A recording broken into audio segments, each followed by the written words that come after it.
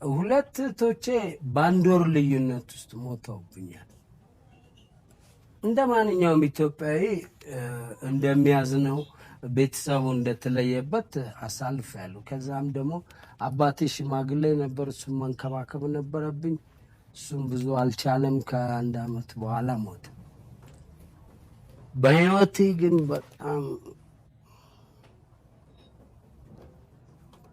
በጣም ስሜቴን የጎዳው የባለቤቴ ሞት ነው። በ13 አመቷ ነው የማውቃት፣ ህፃን ልጅ ሆነ። እኔ እነሱ ግቢ ውስጥ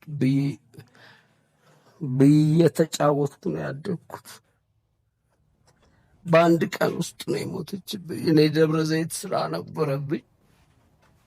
እንጀራም ምናምን እየጋገረች ነበር። ልብስ ማስጣ ስልክ ደውላ በጣም አሞኛል አለች። መጣሁኝ ቤት። እዚህ ጋ ያመኛል እባክህ፣ ምን እንደሆነ አላውቅም አለች። 12 ሰዓት ላይ ነው የሆነው ሐኪም ቤት ይዤ ሄድኩኝ። ሐኪሞቹ ብዙ ሞከሩልኝ፣ በጣም ብዙ። ሁለቱም ኩላሊቷ ነው የቆመው። የኔን አንድ ኩላሊት ለመስጠት ሞክሬ ነበር። ብዙ ሞክሬ ነበር። አመለጠች።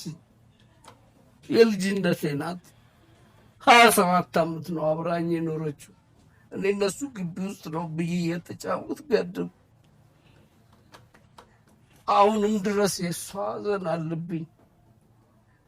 የ27 አመት ጓደኛዬ ናት። ከልጅነት እስከ እውቀት አንድ ልጅም አልወለደችልኝም። ብዙ ሞክረን ነበር።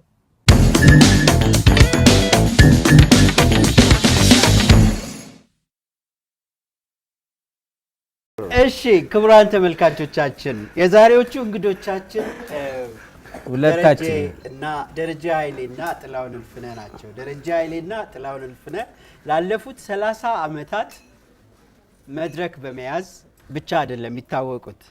ላለፉት 30 አመታት ጥላሁን 5ቱ ይቀነስልኝ እያለ ነው። እሺ ይሁን ግድ የለም 25 አመታት። ላለፉት 25 አመታት 30ውን አልክድም። አንተ 30ውን አትክድም። አንተ አሁን በላላጅ ታወቀ 25 ነው ዶክተር። እሺ ላለፉት ከ25 እስከ 30 አመታት በኮሜዲው ዘርፍ ምናልባትም ካለባቸውና ለምን ቀጥሎ ኢንዱስትሪውን የተረከቡትና ወደሚቀጥለው ትውልድ ያስተላለፉት በጣም የምንወዳቸውና የምናከብራቸው በስታንድ አፕ ኮሜዲያቸው ብቻ ሳይሆን በሌሎች ማህበራዊ ተሳትፏቸውም ጭምር የምናወድሳቸው የምናደንቃቸው በሙያ ኮሜዲያን ቢሆኑም አርቲስት፣ ድምፃዊ፣ የተዋናይ በሁሉም ዘርፍ አንድ ላይ ተደምሮ ብቻ አርቲስት ደረጀ ኃይሌና አርቲስት ጥላሁን እልፍነህ የዛሬዎቹ እንግዶቻችን ናቸው። ቅቤው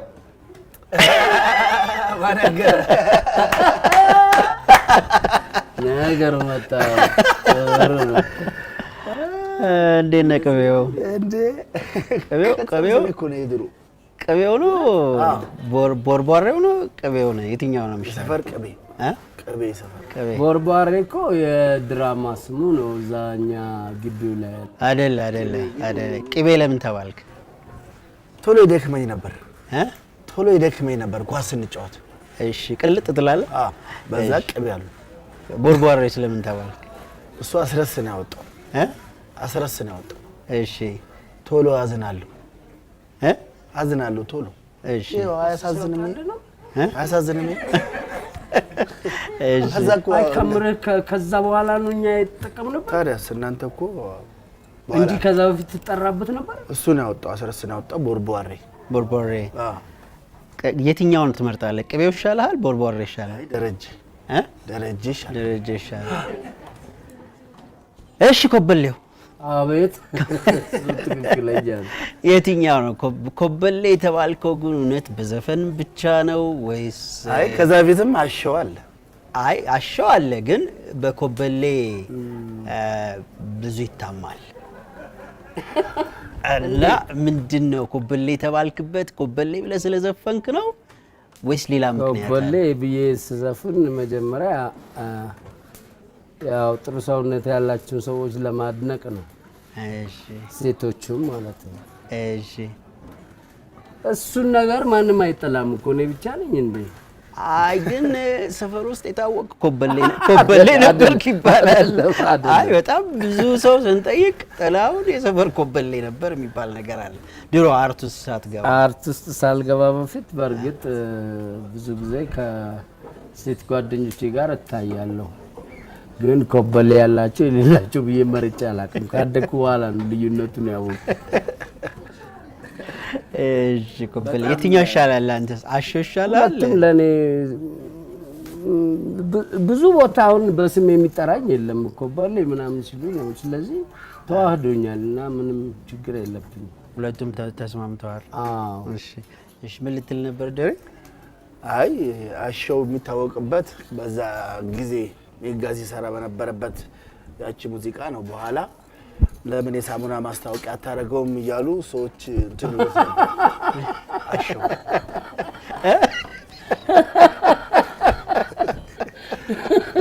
በዛ ነው ማስታወቂያ። ልክ ነው። ግን ኮበሌ በጣም ጥላሁን ከጊዮርጊስ አንስቶ እስከ አዲሱ ገበያ ብቸኛው ፌመስ ነበርክ ይባላል ማለት ልክ ነው።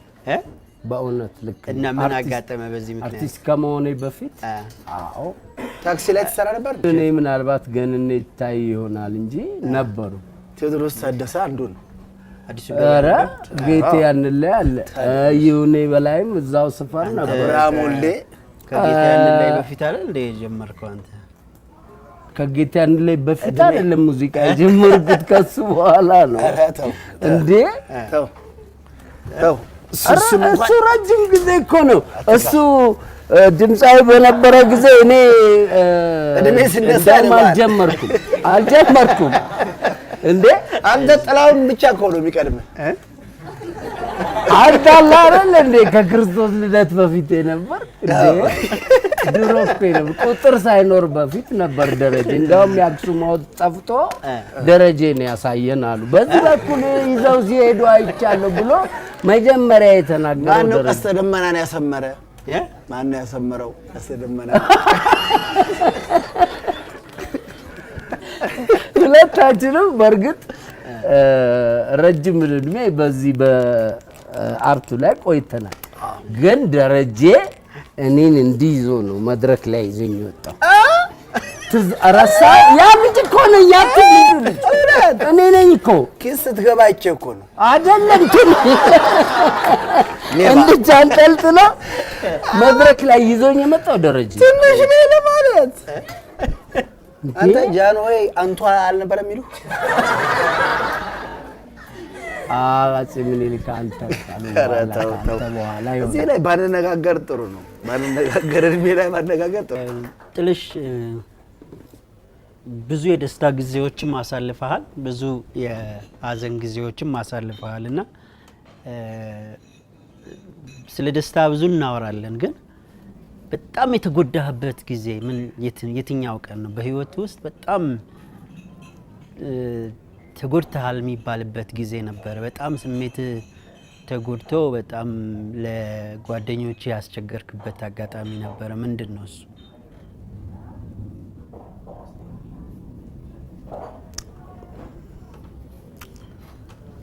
ባልጠየቅ ደስ ይለኝ ነበር። ነገር ግን ጠይቀኝላ ወደ ፐብሊክም እንዲመጣ አልፈለኩም። ብዙ እንትን አድርጋለሁ። እኔ እንጃ በጣም አስቸጋሪ ነገሮች ውስጥ በጣም ፈታኝ ነው። ሁለት እህቶቼ በአንድ ወር ልዩነት ውስጥ ሞተውብኛል። እንደ ማንኛውም ኢትዮጵያዊ እንደሚያዝነው ቤተሰቡ እንደተለየበት አሳልፌያለሁ። ከዛም ደግሞ አባቴ ሽማግሌ ነበር፣ እሱም መንከባከብ ነበረብኝ። እሱም ብዙ አልቻለም። ከአንድ አመት በኋላ ሞተ። በህይወቴ ግን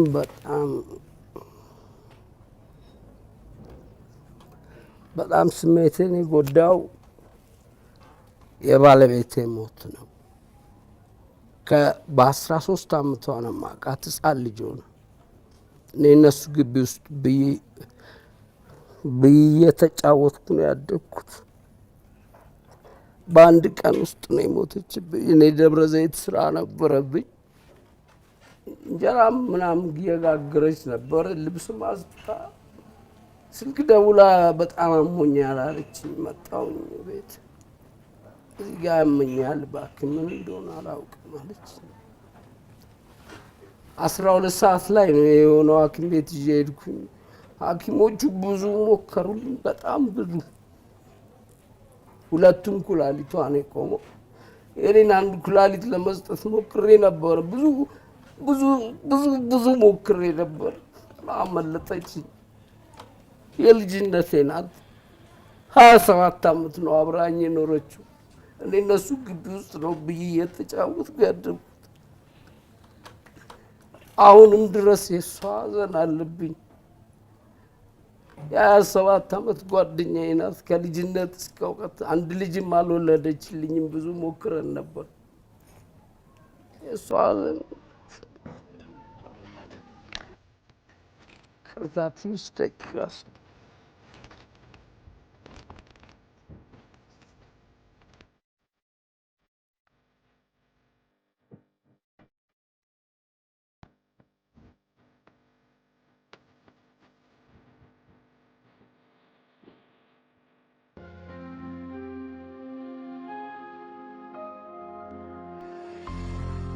እኔ ጥላሁን እልፍነህንና ደረጀ ኃይሌን የክብር ስማቸው ኮሜዲያን ሁለቱንም ጥያቄ ጠይቃለሁ። የቀደመ ነው የሚመልሰው።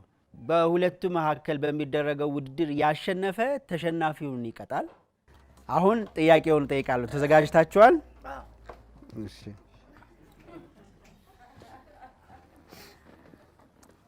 ጥያቄ ቁጥር 1 ሬዲ? እንዴት ነው የምትመልሱት? አዎ ቀድሞ እንትን ያደረ ቀድሞ ያጮኸ ነው። ደረጃ ይችላል። እሺ ጥያቄ ቁጥር 1 የመጀመሪያው ኢትዮጵያዊ ኮሜዲያን ማን ነው? ቀድሞልሽ። እሺ የመጀመሪያው ኢትዮጵያዊ ኮሜዲያን አበባ ተስፋዬ። ተስፋዬ መረሳ ብሔራዊ ቲያትር ከአበባ ተስፋዬ በፊት አብረው ነበር የሚሰሩ፣ ግን እሱ ይቀድማል። ተስፋዬ መረሳ አበባ ተስፋዬ ናቸው። ሎጎውን ተስፋዬ መረሳ አበባ ተስፋዬ ናቸው። በዚህ እንዳትከራከረኝ።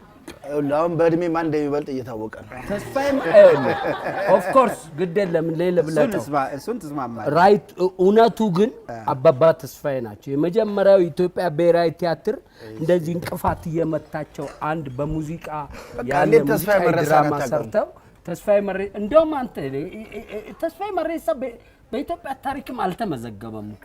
አንተ ረተው ተመልካች አለ። ኧረ ተመልካች አለ። ኧረ ተመልካች አለ። ይመለከታል አለ። መድረክ መሪ ነው። የመጀመሪያው ኢትዮጵያዊ ስታንድ አፕ ኮሜዲያን ማን ነው? አበባ ተስፋዬ። ይሄ ጥሩ ነው። አበባ ተስፋዬ። እሺ ጥያቄ ቁጥር 2 የመጀመሪያው ኢትዮጵያዊ ፊልም ማን ነው? ጉማ። ሂሩት አባቷ ማን ነው?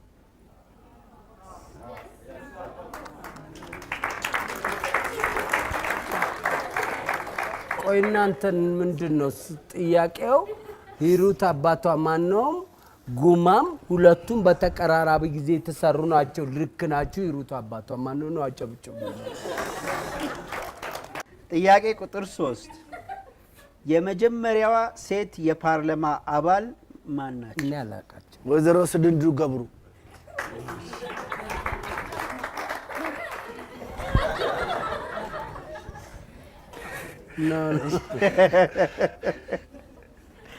እሺ ጥያቄ ቁጥር 4 የመጀመሪያው ረጅም ልቦለድ መጽሐፍ ምን ይባላል? ፍቅር እስከ መቃብር። ረጅም ልቦለድ መጽሐፍ በኢትዮጵያ የተተረከ አይደለም? የተጻፈ የመጀመሪያው ፍቅር እስከ መቃብር። እሺ ገብረ ኢየሱስ ማን ናቸው? እንትና ገብረ ኢየሱስ የጻፉት የመጀመሪያው አርአያ ማን ናቸው? ገብረ ኢየሱስ ልቦለድ አይደለም? ማን ናቸው? ገብረ ኢየሱስ አፈወርቅ ገብረ ኢየሱስ የጻፉት አፈወርቅ ገብረ ኢየሱስ የጻፉት አርአያ ምንድን ነው? አርአያ ብቻ አግኝቼዋለሁ። አልተመለሰም። ደርሰህበታል? አልተመለሰም። እኔ እኮ እንደዚህ እኔ እኮ ውሌ ላይብረሪ ጥያቄ ቁጥር 5 የመጀመሪያው የሆሊውድ ፕሮዳክሽን ኢትዮጵያ መጥቶ በተሰራ ጊዜ 3 ታዋቂ ተዋናዮች ተሳትፈዋል። ፊልሙ ምንድነው? የተሳተፉት ታዋቂ ተዋናዮች እነማን ነበሩ? ፊልሙ ቀደም ሲል እኔም በሞከርኩት ጉማ ነው። ቆይ ይጨርስ። የሆሊውድ ፊልም ነው። አጠቆመው እንጂ